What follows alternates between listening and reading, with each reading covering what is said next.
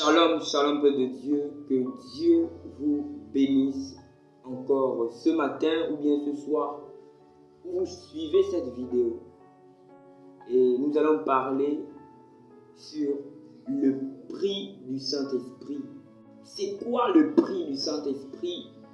Les amis, nous allons d'abord faire une prière afin de recommander ces moments entre les mains du Seigneur Jésus. Alors fermez les yeux de votre côté, baissez vos têtes et lorsque je dis Amen, de votre côté aussi, confirmez en disant Amen et écoutons ensemble la parole de Dieu. Alors, Seigneur mon Dieu, mon Père, tu l'as dit Seigneur, le Saint-Esprit nous conduira dans la vérité tout entière. Alors, ô Saint-Esprit, parle avec nous ce matin, parle avec nous ce soir. Fais de nous des témoins véritables de Jésus-Christ. Ô Saint-Esprit, viens et révèle-nous ta parole au nom du Seigneur Jésus. Amen. Donc, les amis, nous allons parler sur le prix du Saint-Esprit. C'est quoi le prix du Saint-Esprit? Nous allons lire ceci dans Matthieu chapitre 13, à partir du verset 44. La Bible nous dit ceci. Le royaume des cieux est encore semblable à un trésor caché dans un champ. L'homme qui l'a trouvé le cache. Et dans sa joie, il va vendre tout ce qu'il a et achète ce champ. La Bible continue en disant, le royaume des cieux est encore semblable à un marchand qui cherche de belles perles. Il a trouvé une perle de grand prix et il est allé vendre tout ce qu'il avait et l'a acheté. Amen. Amen. Nous allons nous arrêter ici. Matthieu chapitre 13, à partir du verset 44 à 46. De votre côté, vous pouvez lire après avoir écouté ceci. Donc, nous voyons que dans le champ se cachait un trésor, mais le champ était en vente. Et pour lui, le champ ne l'intéressait pas trop, mais c'était le trésor qui était caché dans le champ qui l'intéressait. Oui, mes frères, il a dû aller vendre tout ce qu'il avait pour acheter le champ. Et à l'intérieur du champ se cachait le trésor. Et c'est le trésor là qu'il devait prendre. Donc c'est le trésor qui l'intéressait et non le... Donc, on va un peu dire ça comme ça. Nous voyons que dans le champ se cachait le trésor. Le champ représente l'église. Et le trésor qui est dans l'église représente le Saint-Esprit. Le trésor qui est dans le champ représente le Saint-Esprit. Alors, dans l'église, il y a le Saint-Esprit. Maintenant, mon frère, ma soeur, quel est le prix du Saint-Esprit? C'est de vendre tout. C'est de vendre tout. C'est de laisser tout ce que tu avais dans le monde pour acheter, pour recevoir le Saint-Esprit. Parce qu'on est libre d'acheter, parce que Dieu donne son esprit à qui il veut. Dieu donne même à la personne qui n'a pas demandé, mais si la personne est prête, elle reçoit. Pourquoi? Parce qu'elle est déjà prête. Mais Dieu, même si tu as encore des choses, Dieu ne va pas te donner son esprit. Si tu as encore des choses négatives en toi, Dieu ne va pas te donner son esprit. Mais il attend que en toi, il y ait une liberté totale. Il y ait une chose qui disparaisse encore. Certainement, tu es délivré, mais il y a une dernière chose que tu négliges, que tu n'as pas arrêté de faire. Mais Dieu attend que cette chose-là puisse disparaître pour te donner le Saint-Esprit. Mais quel est le prix du Saint-Esprit? Le prix du Saint-Esprit, c'est que tu puisses laisser tout. C'est que tu puisses abandonner tout, vendre tout et acheter le champ et demander à Jésus le Saint-Esprit. Oui, mon frère, c'est ça le prix du Saint-Esprit. Vendre tout. Lorsque dans les familles, les marabouts demandent des rituels, oui, Le chef de famille se met à demander de gauche à droite dans la famille la cotisation pour aller donner à qui c'est à mesure de marabout. Mais lorsque c'est à l'église, on demande de sacrifier, les personnes ne peuvent pas donner à Dieu. Mais tandis que c'est dans les familles, ils donnent. Pourquoi? Oui, pourquoi? Pourquoi vous mettez Dieu de côté?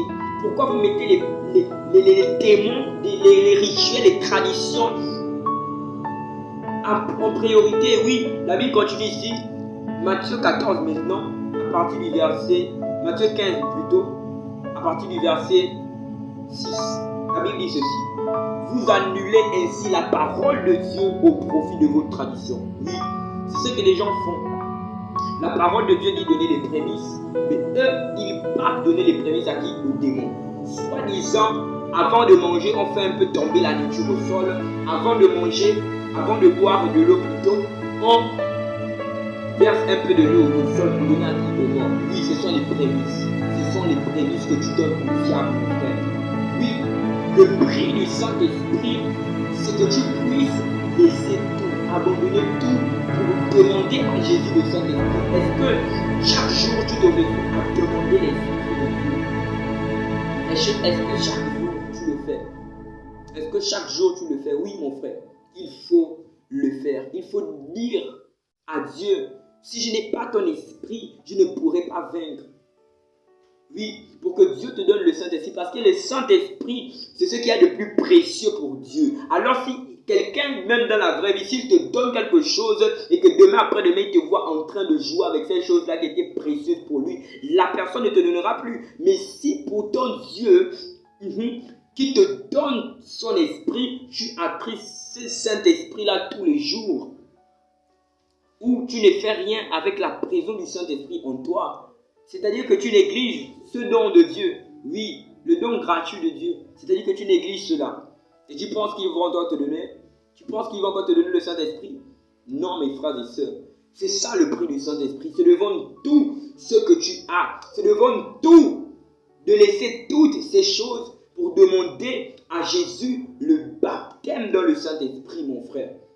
Pourquoi le Saint-Esprit est si important pour nous? C'est parce que la présence du Saint-Esprit en nous nous fait être témoins de Jésus. Et la présence du Saint-Esprit en nous nous garantit que nous avons déjà une place dans les cieux. Oui, mon frère, si tu n'as pas le Saint-Esprit, demande à Jésus. Si tu as le Saint-Esprit, persévère, demande toujours qu'il t'ajoute, qu'il te remplit de sa plénitude. Si tu n'as pas le Saint-Esprit, tu es à revoir. Mais la personne qui a le Saint-Esprit, elle est garantie. Elle a cette assurance à l'intérieur d'elle que quoi qu'il arrive, elle ira au ciel. Alors mon frère, ma soeur, si tu n'as pas le Saint-Esprit, tu vas faire une prière juste de ton côté. Tu vas faire une prière et Dieu va te baptiser du Saint-Esprit. Lorsque tu vas poser la question à quelqu'un, tu es baptisé du Saint-Esprit, la personne va te dire oui, je suis baptisé dans le Saint-Esprit, je parle en langue. Je pose la question, qu'est-ce qui te prouve que tu as reçu le Saint-Esprit? La première chose, je parle en langue, c'est tout. Non, mes frères et sœurs. Le parler en langue ne signifie pas que tu as seulement reçu le Saint-Esprit. Il y a des personnes qui n'ont pas reçu l'Esprit de Dieu, mais elles parlent en langue. Il y a des personnes qui ont des problèmes à l'intérieur d'eux-mêmes, mais elles disent pourtant avoir reçu l'Esprit. Lorsque tu as reçu l'Esprit, il produit en toi la paix. Est-ce que tu as la paix? Oui, mes frères et sœurs. Je vais faire cette prière pour vous.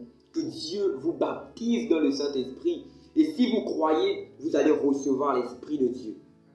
Donc, pratiquez tout ce qui est conforme à la parole. Laissez tous les autres débats.